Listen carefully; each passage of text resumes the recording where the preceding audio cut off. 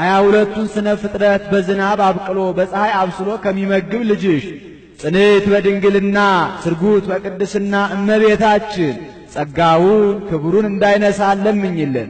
አይምሮውን ጥበቡን በልቡናችን ሳይልን አሳድርልን።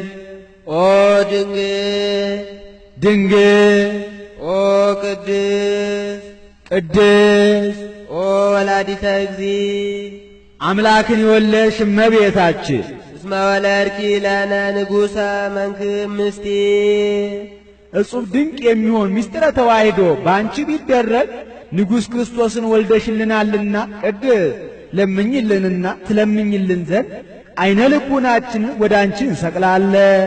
አንድም ኦ ድንግል ድንግል ኦ ቅድስ ቅድስ ኦ ወላዲተ እግዚእ አምላክን የወለድሽ እመቤታችን እስመ ወለድኪ ለነ ንጉሠ መንክር ምስጢር ነቢየ ልዑል ኢሳይያስ ሰማዮ መንክረ ብሎ ትንቢት የተናገረለት ዘመንክር በአርያሙ የሚባል ጌታ እኛን ለማዳን ከሥጋይ ሥጋ ከነፍስሽ ነፍስ ነስቶ ሰው ሆኗልና ቅድስ ትለምኝልን ዘንድ አይነ ልቡናችንን ወደ አንቺ እንሰቅላለን።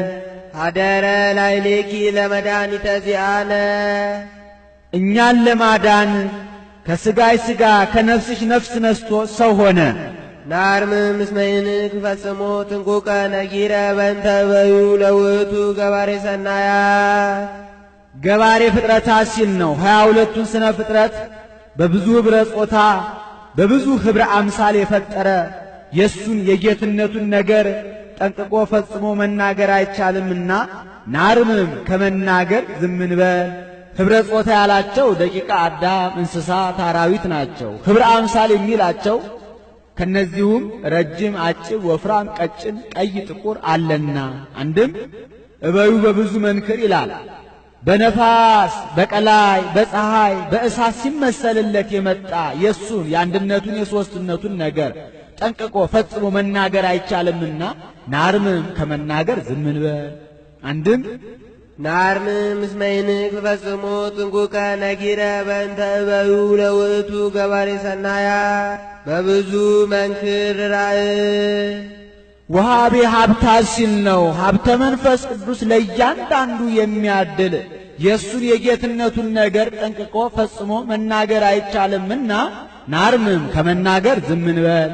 ሀብተ መንፈስ ቅዱስ ለሰው የሚሰጠው እንደ ሃይማኖቱ ጽናት እንደ አእምሮ ስፋት ነውና በከመ ይደልዎ ይበቆ እንዲል። አንድም እበዩ በአብይ መንክር ይላል።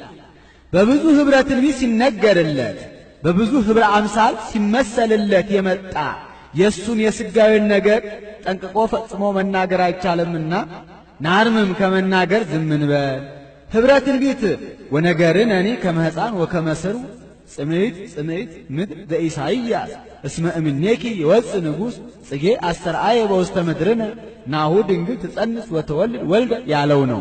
ኅብረ አምሳል በአምሳለ ሐመልማል ወነበልባል በአምሳለ እብን ቅውም በአምሳለ አንበሳ መፍርህ በአምሳለ ብእሲ መካህ ያለው ነው። ሰአሊ ለነ ቅድስ በብዙ ኅብረ ትንቢት ሲነገርለት በብዙ ኅብረ አምሳል ሲመሰልለት ከመጣ ልጅሽ ጽንዕት በድንግልና ስርጉት በቅድስና እመቤታችን ጸጋውን ክብሩን እንዳይነሳን ለምኝልን። አይምሮውን ጥበቡን በልቡናችን ሳይልን አሳድሪልን።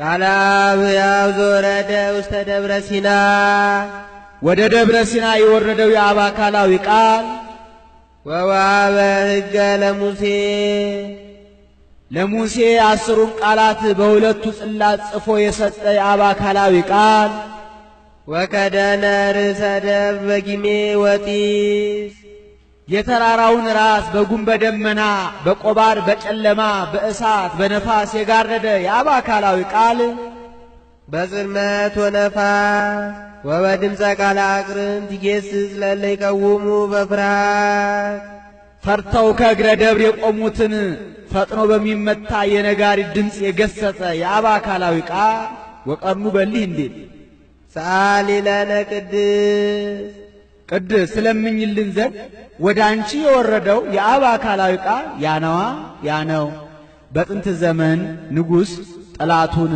ግብር ሲያስገብር 300 ጸሊማን አግብርት አሉት። እነዚያን ግራና ቀኝ አሰልፎ ሰይፍ አስመዝዞ ለማዳን አናብስት አሉት። እነዚያን ግራና ቀኝ አሳስሮ መከዳ ሰይፉን ተንተርሶ ጠርሙዝ በልወታውን አሰቅሎ አርድ አንቀጥቅጥ የሚባል አስፈሪ ግምጃ አለ። ያንን ለብሶ በአስፈሪ ግርማ ተቀምጦ ይቆየዋል። ጠላቱ ሲደርስ ደንግጦ ይሰግዳል። የታዘዘ ብላቴና መጥቶ ተነስ ብለውሃል ይለዋል። ትንሽ ልፍ ብሎ ይሰግዳል። ተነስ ብለውሃል ይለዋል። በሦስተኛው ከንጉሥ አጠገብ በቀኝ በኩል ዙፋን ተዘርግቶለት ከዚያ ላይ ይቀመጣል። አንተ ለእኔ ብትገዛ እንዲህ አድርጌ ጠላትህን አጠፋልሃለሁ፣ አንተንም አከብረሃለሁ። አንተ ለእኔ ባትገዛ ባትገብር ግን አንተን እንዲህ አድርጌ አጠፋሃለሁ ሲለው ነው። ጌታም በዚህ ልማድ እስራኤል ከግብፅ ሲወጡ ሙሴንና አሮንን በተራራው ራስ ሌዋውያንን በማእከለ ደብር ሕዝቡን በታሕተ ደብር አድርጎ የተራራውን ራስ በነፋስ በጊሜ በቆባር በጨለማ በእሳት ሸፍኖ ፈጥኖ በሚመታ የነጋሪት ድምፅ ቢያሰማቸው ሕዝቡ የነጎድጓዱንና የመብረቁን የቀንደ መለከቱን ድምፅ ሰምተው የተራራውን ጢስ አይተው ፈሩ። ሙሴንም አንተ ተናገረን እኛም እንሰማለን፣ እንዳንሞት ግን እግዚአብሔር አይናገረን አሉት። ሙሴም ኀጢአት እንዳትሰሩ እርሱ መፍራት በልባችሁ ሊያሳድርባችሁ ነው እንጂ እንድትሞቱ አይደለም፣ አይዟችሁ አትፍሩ ብሎ አረጋግቷቸዋል። እናንተ ሕጌን ሥርዓቴን ብትጠብቁ እንዲህ አድርጌ እጠብቃችኋለሁ፣ ባትጠብቁ ግን አጠፋችኋለሁ ሲላችሁ ነው ብሎ አስረድቷቸዋል። ይሄ ምሳሌ ነው። ጊሜ የግርማ መለኮት፣ እሳት የመንቅሄነቱ፣ ነፋስ የፈታሂነቱ፣ ድምፀ ቃለ ቀርን ምጽአተ ሰብአ ሰገልን ያጠይቃል። ይህንንም ሊቁ እምደብረ ሲና ወጣ እሳት ወጢስ ወእምኔኪሰ ኮነ ለነ አምላክ ወሰብ ብሎ ወስዶታል።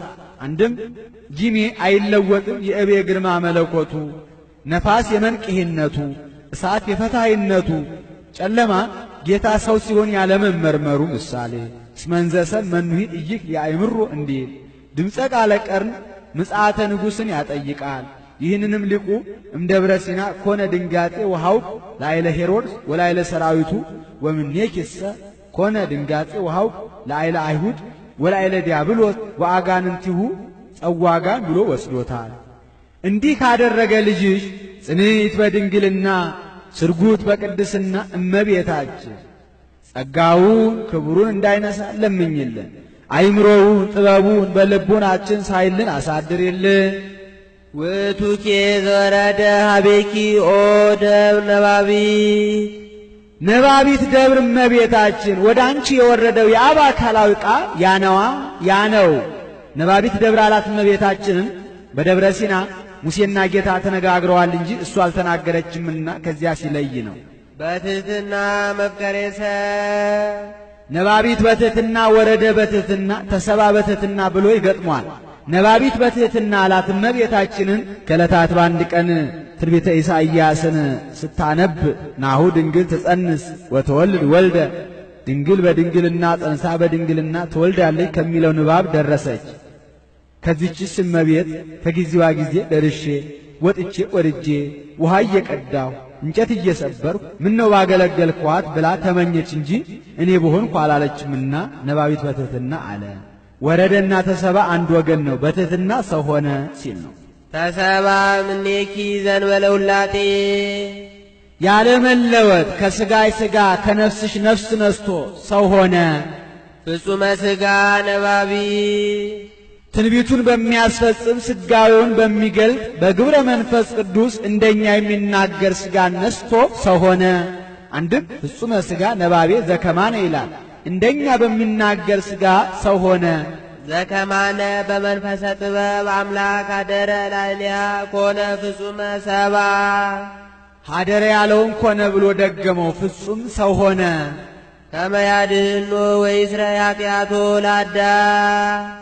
አዳምን ኃጢአቱን ይቅር ብሎ ያድነው ዘንድ ወያንብሮ ውስተ ሰማያት በልዕልና ያኖረው ዘንድ ወያግቦ አበዘትካት መንበሩ በቤሳህሉ ወምህረቱ በይቅርታው በቸርነቱ ብዛት ወደ ቀደመ ቦታ ወደ ቀደመ ክብሩ ወደ ቀደመ ማዕረጉ ይመልሰው ዘንድ ፍጹም ሰው ሆነ። ምን ይህንንማ በሰኞ ውዳሴ ማርያም ተናግሮት የለምን? ስለምን ደገመው ቢሉ በእበየ ሳህል ወምህረቱ ለማለት ደግሞታል። ሳሊ ለነ ቅድስት አዳምን በይቅርታው በቸርነቱ ብዛት ወደ ቀደመ ቦታ ወደ ቀደመ ክብሩ ወደ ቀደመ ማዕረጉ ይመልሰው ዘንድ ሰው ከሆነ ልጅሽ ጽንዕት በድንግልና ስርጉት በቅድስና እመቤታችን ጸጋውን ክብሩን እንዳይነሳን ለምኝልን። አይምሮውን ጥበቡን በልቡናችን ሳይልን አሳድሪልን። እበያ ለድንግል እይትካል ለተነግሮ የእመቤታችን የድንግል ልዕልናዋ ገናንነቷ ክብሯ ሊነገር አይቻልም። ምን ነው እየተነበበ እየተተረጎመ አይደለምን ቢሉ ለሷ መች እንደሚገባ ሆኖ እስመ እግዚአርያ ጌታ መርጧታልና እሱማ ቢመርጣት ታዲያ ምን ያስደንቃል ብሎ እሷ እንድትመረጥ ሆና ስለተገኘች መጻዋ ደረ ላዕሌሃ ዘያድር ውስተ ብርሃን አባልቦ ዘይቀርቦ መርጦ ምን አደረገላት ትለኝ እንደሆነ ማንም ሊቀርበው በማይችል በማይመረመር ብርሃን ተሰውሮ የሚኖር ጌታ ከሥጋዋ ሥጋ ከነፍሷ ነፍስ ነስቶ ሰው ሆኗልና ለሊከ ብከ ተከደንከ ወለሊከ ኪያከ አንቶላይከ ክዱን ብከ በእበይከ ወስውር አንተ እንዲህ ተጸውረ በከርሳ ተሳተ አውራ ዘይስራ ወዘይታወር እሱን ከመጽነሷ አስቀድሞ በጸነሰችው ጊዜ ከጸነሰችውም በኋላ እሱን ከመውለዷ አስቀድሞ በወለደችው ጊዜ ከወለደችውም በኋላ በተፈጥሮ በማይመረመረው ማኅፀኗ 9 ወር ከ5 ቀን ወሰነችው። አንድም የማይመረመር ጌታ በማይመረመረው ማኅፀኗ 9 ወር ከ5 ቀን ተወሰነ። መጽሐፍ የመላውን አጉድሎ የጎደለውን መልቶ መናገር ልማድ ነው። ወነበርኩ ውስተ ከርሰ እምየ 10 አውራሃ በደም ርጓ እንዲህ ወለደቶ ማርያም ዘድንግሊቲ ማኅተመ ድንግልናዋ ሳይለወጥ ወለደችው። ሳሊ ለነ ቅድስት ማኅተመ ድንግልናሽ ሳይለወጥ ከወለድሽው ልጅሽ ጽንዕት በድንግልና ስርጉት በቅድስና እመቤታችን ጸጋውን ክብሩን እንዳይነሳን ለምኝልን። አይምሮውን ጥበቡን በልቡናችን ሳይልን አሳድሪልን። ዘውቱ እብል ዘርየ ዳንኤል ነቢይ ዘተበትከም ደብር ነዋ ዘንበለ የሰው እጅ ሳይፈነቅለው ከረጅም ተራራ ሲወርድ ዳንኤል ያየው ደንጊያ ዘውቱ ቃል ዘወፃ ማበአብ ሊክ ከሆነ ሳይተረጉም አይሄድምና ይኸውም ቅድመ ዓለም ከአብ አካል ዘማ አካል ባህሪ ዘም ባህሪ እየተወለደ የአብ አካላዊ ቃል ነው። ዳንኤል ያየው ድንጋይ መጻ ወተሰባም ድንግል ዘንበለ ዘራ ብእሲ ቅድስት ድንግል ከምትሆን ከእመቤታችን ከሥጋዋ ሥጋ ከነፍሷ ነፍስ ነስቶ ያለ ዘራ ብእሲ ሰው የሆነው ነው። ዳንኤል ያየው ድንጋይ ዋዳነነ ተወልዶም አዳነን። እብን ያለውን ቃል እምደብር ያለውን እምድንግል ዘእንበለ እድ ያለውን ዘእንበለ ዘራ ብእሲ ብሎ ተረጎመው። ይህስ እንደምንድን ነው ቢሉ ናቡከደነጾር የሚባል ገናና ንጉሥ ነበረ። ከገናንነቱ የተነሳ ይህንን ዓለም እንደ ሰም አቅልጦ እንደ ገል ቀጥቅጦ የገዛ ነው። ከዕለታት በአንድ ቀን በልቶ ጠጥቶ ተኝቶ ተነስቶ ነጠላ ጫማ አድርጎ ከሰገነት ወደ ሰገነት ሲመላለስ የከተማውን ስፋት የሰራዊቱን ብዛት የሴት ወይዘሮ የወንድ መኮንን ሲወጡ ሲገቡ ሲፈቱ ሲታጠቁ ሲነሱ ሲወድቁ ሲርዱ ሲንቀጠቀጡ አይቶ እኔ ይህንን ዓለም እንደ ሰም አቅልጬ እንደ ገል ቀጥቅጬ ገዛው። ከኔ በኋላ የሚነግሰው ንጉሥ ከኔ የሚበልጥ ወይስ ከኔ የሚያንስ? ብርቱ ይሆን ደካማ? ምን ነው ባወቅ በወደድኩ ብሎ ተመኘ። መንፈስ ቅዱስም የተመኙትን መግለጥ ልማዱ ነውና በራእይ ይገልጥለታል። ራሱ የወርቅ አንገቱ ደረቱ የብር ወገቡ የብርት ጭንና ጭኑ የብረት አንድ እግሩ የሸክላ አንድ እግሩ የብረት ምስል ከፊት ለፊቱ ቆሞ እሱን ሲመለከተው የሰው እጅ ሳይፈነቅለው ከረጅም ተራራ ድንጋይ ወርዶ ቀጥቅጦ በዓለሙ ሲመላ ተመልሶ ተራራ ሲያህል ያን ነፋስ ጠራርጎ ሲያጠፋው አይቷል። ሕልሙ ግሩም ነውና ደንግጦ ቢነቃ ንባቡ ከነትርጓሜው ጠፋው። ከሚበላው አብልቶ ከሚጠጣው አጠጥቶ የሚያኖራቸው ሕልም ተርጓሚዎች ጠበብት ነበሩት። አስጠርቶ ሕልም አይቼ ንባቡን ትርጓሜውን ጠፍቶኝ እንድትነግሩኝ ብዬ ነው አላቸው። ንጉሥ ፍርድ ልበስ፣ አንተ ከፈርዖን ታንሳለህን? እኛስ ከዮሴፍ እንበልጣለን? እሱ ንባቡን ነገረው፣ ተረጎመለት። አንተም ንባቡን ንገረን እንተርጉምልህ አሉት። እንግዲያውስ ጠፍቶኝ ነው እንጂ ወድጄ ነው አላቸው። እሺ ያም ባይሆን ቀን ስጠን አሉት። ወትፈጥሩ ካልአ ነገረ፣ በሌላ ቀን ሌላ ነገር ፈጥራችሁ ልትነግሩኝ ነውን? አልቀበላችሁም። አሁን ነገሩ በልቡናዬ ይወጣል ይወርዳል። ይህን ጊዜ ትዝ ብሎ ይሳለ አሁን ንገሩኝ አላቸው። አይ ይህስ ከሰው ለተለዩ ነው እንጂ ለኛ አይቻለንም አሉት። ከሰው ለተለዩ ለሥላሴ ለሰለስቱ ደቂቅ ሲያሰኛቸው ነው። የሥላሴ ሲውል የሰለስቱ ደቂቅ ከሰው መለየታቸው እንደምንድን ነው ቢሉ በጾም በጸሎት በትህርምት ነዋሪዎች ናቸውና ንጉሥ እንዳሻው ነውና እንግዲያውስ ከምበላው አብልቼ ከምጠጣው አጠጥቼ የማኖራችሁ ፈረስ አይደላችሁ አልጋልባችሁ፣ በቅሎ አይደላችሁ አላሰግራችሁ፣ ጋሻ አይደላችሁ አልመክታችሁ፣ ጦር አይደላችሁ አልወረውራችሁ፣ ምን ታደርጉልኛላችሁ ሕልሜን ካልተረጎማችሁ? ንሳ ፍጃቸው ብሎ እንዲገደሉ አዘዘ። ወወጣ አርዮክ ሰያፊ ይላል። ወደ መግደያ ወደ መካነ መቅታሉ ይዟቸው ሲሄድ ዳንኤል ቁጥሩ ከጠበብተ ባቢሎን ነበርና ያን ጊዜ አልነበረም። ሲሄድ በጎዳና አገኛቸው። በይነምንት ወፃ እጹብ ትእዛዝ ማኅበ ንጉሥ፣ ዛሬ ከቤተ መንግሥት ቁርጥ ትእዛዝ የሞት ትእዛዝ የታዘዘው ምን ጥፋት ተሰርቶ ነው አለው። ንጉሥ ሕልም አይቶ ንባቡን ትርጓሜውን ጠፍቶት የሚነግረው አጥቶ ቅጣቸው ብሎኝ ልቀጣቸው ይዣቸው እየሄድኩ ነው አለው። ይህስ በእናንተ ብቻ የሚቀር አይመስለኝም፣ ተዋቸው፣ ቀን ይስጠኝ እኔ ነግረዋለሁ አለው። ሄዶ ነገረው። ፈቃደ እግዚአብሔር ያለበት ነውና ለነሱ ያልሰጣቸውን ለሱ 3 ቀን ሰጥቼዋለሁ አለው። ወዲያው ከሰለስቱ ደቂቅ ደብዳቤ ይልካል። ዳር ሲፈታ መካከል ዳር ይሆናል እንዲሉ ይህ ነገር በእኛ የሚቀር አይመስለኝምና ወደ እግዚአብሔር አመልክቱ ብሎ ለሱ ግን ዕለቱን ተገልጦለታል። ስለምን ቢሉ ጥሬ እንብላ ውሃን ጠጣ በማለት ጸንቶ የሚኖር ነበርና ዕለቱ ስለተገለጠለት ዕለቱን ወጥቼ ልሂድ አላለም። ለአብነት ዛሬ ሱባኤ የገባ ሰው ምንም እንኳን ዕለቱን ራእይ ቢገለጥለትም ሱባኤውን ፈጽሞ መውጣት እንዲገባ ለማጠየቅ አንድም በሦስተኛው ቀን ለሁሉም ተገልጦላቸዋል። ሄዶ ንገሩልኝ አለ። ነገሩለት። ግባ በሉት አለ። ገባ። አንተኑ ብልጣሶር ዘትክል አይድኦተ ሕልሜ ወትርጓሜሁ፣ ሕልሜን ንባቡን ከነ ትርጓሜው የምትነግረኝ አንተ ነህ አለው። ሕፃን ነውና ንቆት ነው። ዳንኤልም ንጉሥ ሕልምን እንጂ የሚተረጉም እግዚአብሔር የገለጠለት ነው ብሎ ሃይማኖቱን ይሰብካል። ከዚያ አስቀድሞ ናቡከደነጾር እግዚአብሔር የሚባል አያውቅም ነበርና እባክህ እስኪ ንገረኝ አለው። ከዕለታት በአንድ ቀን በልተህ ጠጥተህ ተኝተህ ተነስተህ ነጠላ ጫማ አድርገህ ከሰገነት ወደ ሰገነት ስትመላለስ የከተማውን ስፋት፣ የሰራዊቱን ብዛት፣ የሴት ወይዘሮ የወንድ መኮንን ሲወጡ ሲገቡ፣ ሲፈቱ ሲታጠቁ፣ ሲወድቁ ሲነሱ አይተህ እኔ ይህንን ዓለም እንደ ሰም አቅልጬ እንደ ገል ቀጥቅጬ ገዛሁት፣ ከኔ በኋላ የሚነሳው ንጉሥ ብርቱ ይሆን ደካማ ምን ነው ባወቅ በወደድኩ ብለህ ተመኘህ። መንፈስ ቅዱስም የተመኙትን መግለጥ ልማዱ ነውና በራእይ ገለጠልህ።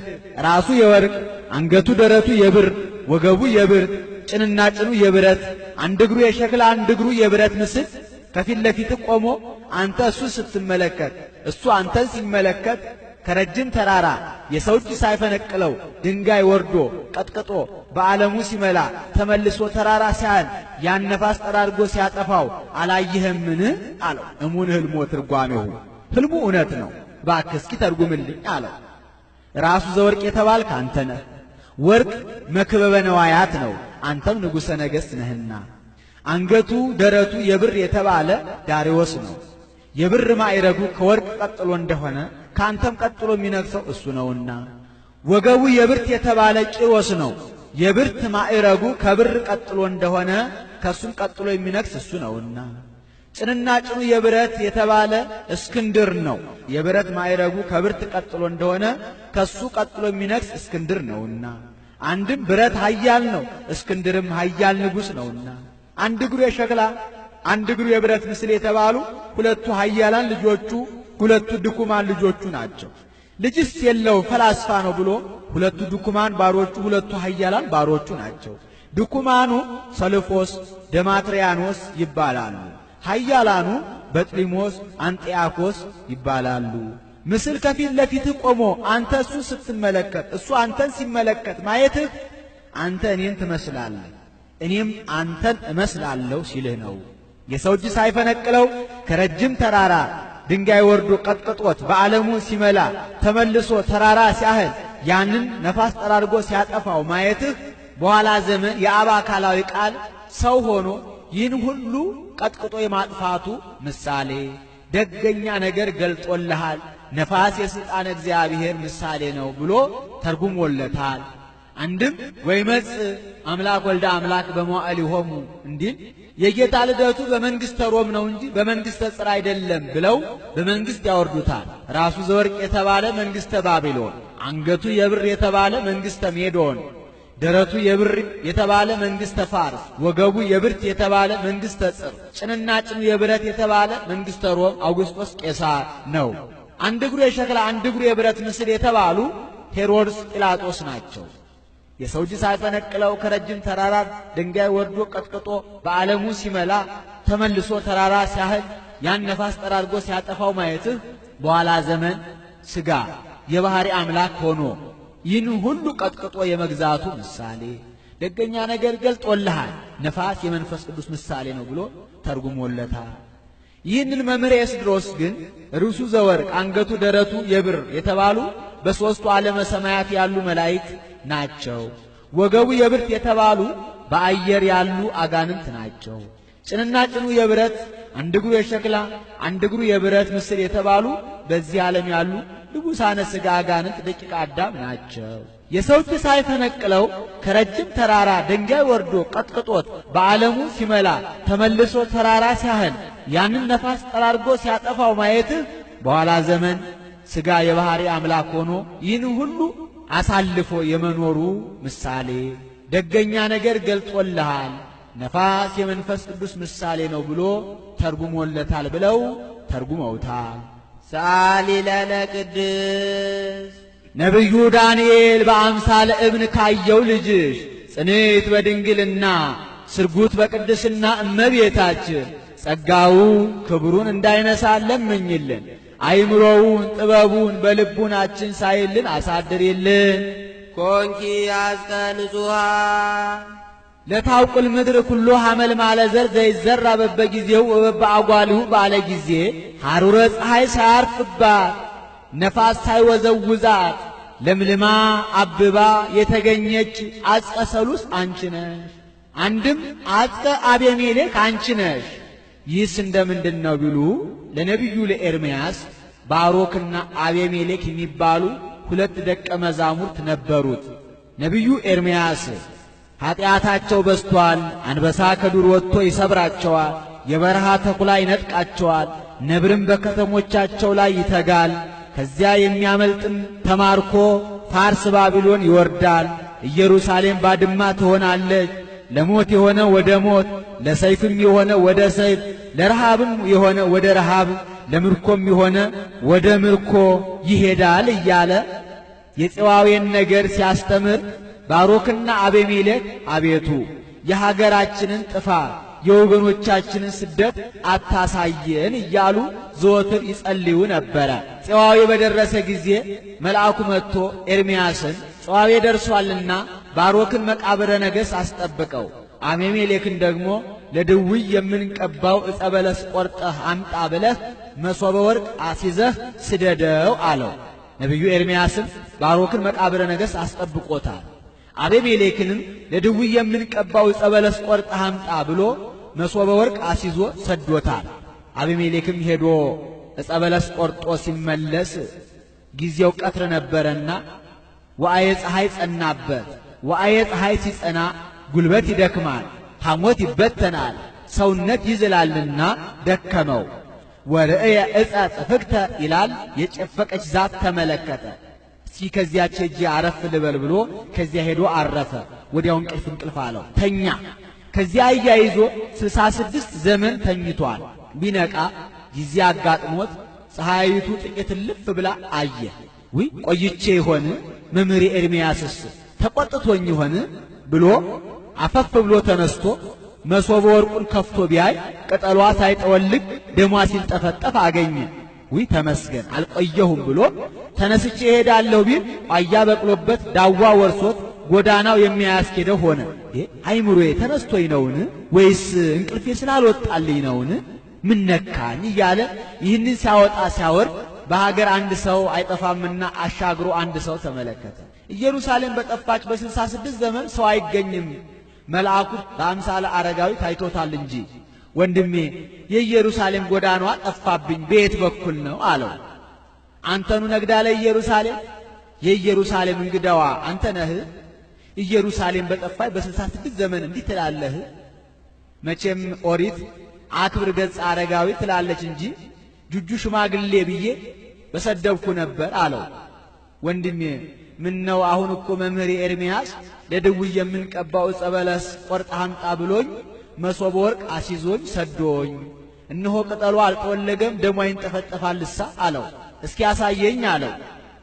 መሶበ ወርቁን ከፍቶ አሳይቶታል። አይ አንተ ሰው ደግ ብትሆን ከመከራው ሰውሮሃል እንጂ ኢየሩሳሌምስ ከጠፋች 66 ዘመን ሆኗታል አለው።